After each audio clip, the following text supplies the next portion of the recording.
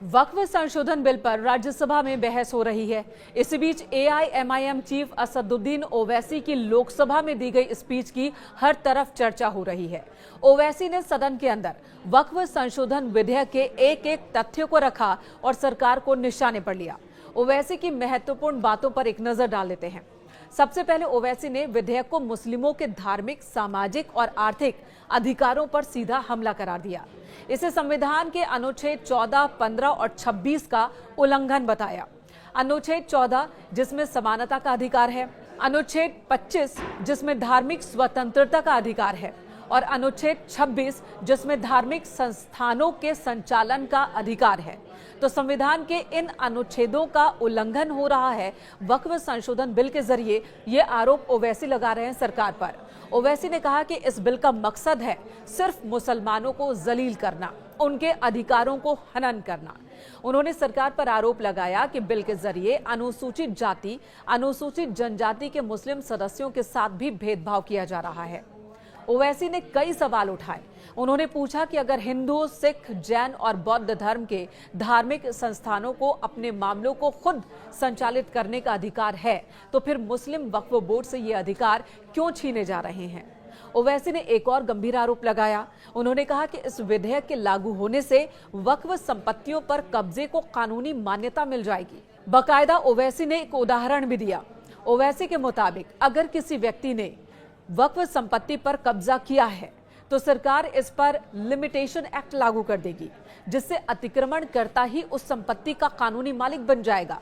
ये आरोप लगाया गया ओवैसी की ओर से। वहीं अतिक्रमण को लेकर गृह मंत्री अमित शाह ने बोला कि अतिक्रमण के खिलाफ सरकार अहम काम कर रही है। वक्फ संशोधन बिल से भी अतिक्रमण से मुक्ति मिलेगी। तब ओवैसी ने सवाल उठाया और कहा कि 2014 में सरकार ने अवैध कब्जा हटाने के लिए एक बिल पेश किया था। 2024 में उसे वापस क्यों ले लिया गया। साल 2013 का भी जिक्र किया ओवैसी ने और कहा कि तब जब वक्फ संशोधन बिल लाया गया था, 2013 में जब वक्फ में संशोधन किया गया था, तब बीजेपी नेताओं ने इसका समर्थन किया था। इसका जिक्र करते हुए एक बार फिर सरकार को निशाने पर लिया ओवैसी ने। उन्होंने कहा कि 2013 में जब वक्फ अधिनियम पारित हुआ था, तब बीजेपी नेताओं ने इसका समर्थन किया था, टेबल बजाए थे।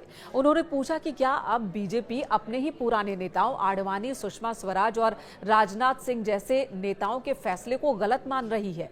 ओवैसी ने यह भी कहा कि यह विधेयक वक्फ संपत्तियों से संबंधित मामलों में न्यायिक अपील के अधिकार को भी समाप्त कर देगा।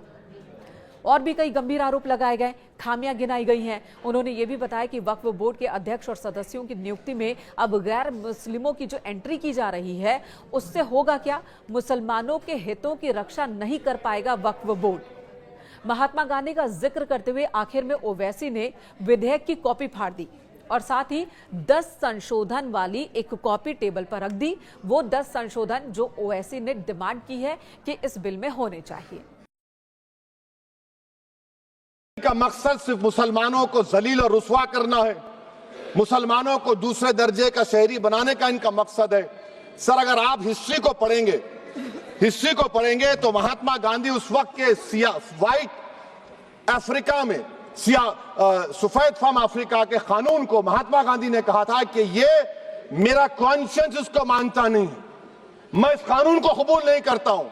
तो महात्मा गांधी ने क्या किया, उन्होंने उस कानून को फाड़ दिया। तो मैं गांधी की तरह इस कानून को फाड़ता हूं। ये अनकॉन्स्टिट्यूशनल है सर। इस देश में झगड़े पैदा करने का काम बीजेपी करना चाहती है मस्जिद और मंदिर के नाम पर। इसीलिए मैं इसका कंडेम करता हूं और मैं आपसे गुजारिश करता हूं कि मैंने अपने 10 अमेंडमेंट दी है, आप इसको कबूल करिए सर। मुझे बोलने का मौका दीजिए और उस पर डिवीजन का मैं डिमांड भी करूंगा। Thank you sir.